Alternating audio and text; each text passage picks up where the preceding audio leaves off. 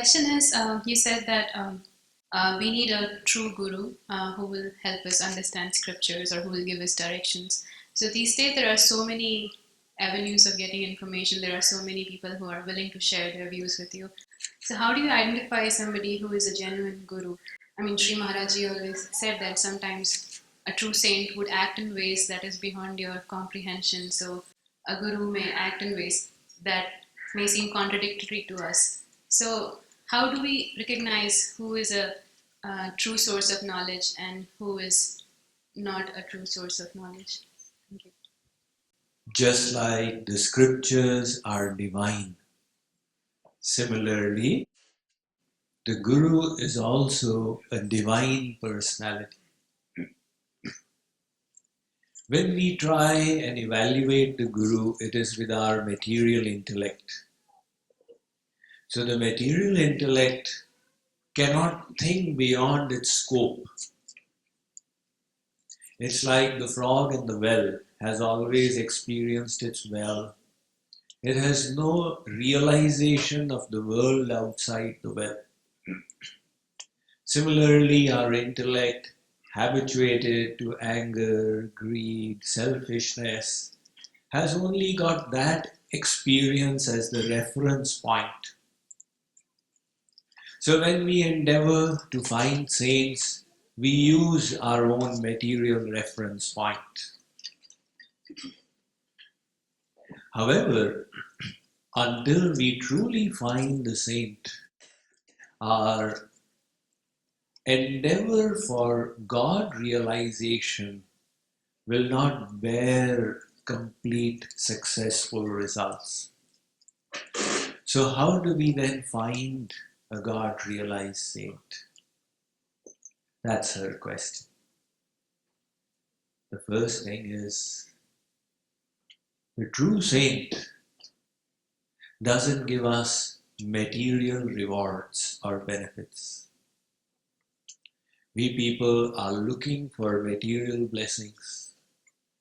If only the Guru blesses me, I will have a child, my business will increase, and everything will happen. But the saint is one who is teaching us the world is not your goal, God is your goal.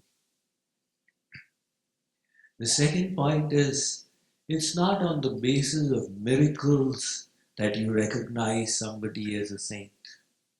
These miracles are material, mystical powers that are acquired through concentration of the mind. A few saints in history did show miracles. Jesus was one of them. However, he never preferred it. And when he went to a village where people accepted him without miracles, he said that they are far better. And that is why the Bible says, a wicked and evil generation seeketh after a sign. To find a sign and to believe is weakness of faith. Belief should come from knowledge. The next is, if somebody is a true saint, that person's words are very impacting. When we listen to the words, the knowledge from the mouth of a saint, it goes deep within us and transforms us from within. That is the difference between theoretical knowledge and practical realization. A saint is not reading and speaking from a book. A true saint is one who has realized the depths of that knowledge. And when that saint speaks from realization, the knowledge goes deep and touches our hearts. That is why Saint Kabir was questioned by the scholars of Kashi. They said, you are so marginally lettered. You make verses in ordinary village language, and hearing them, people get transformed and run towards God. On the other hand, we are the knowers of Shadadarshan, the six schools of philosophy.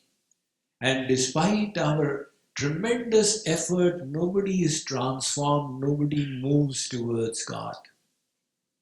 Saint Kabir answered that the reason should have been evident to you. तुम कहते हो कागज की लेखी, मैं कहता हूं निज आंखों की देखी. When you are speaking, you are only speaking what you have read. And when I am speaking, I am describing what I have seen. That is why the listener realizes there is something different about it. It's the same thing that everybody is saying, and yet it is different.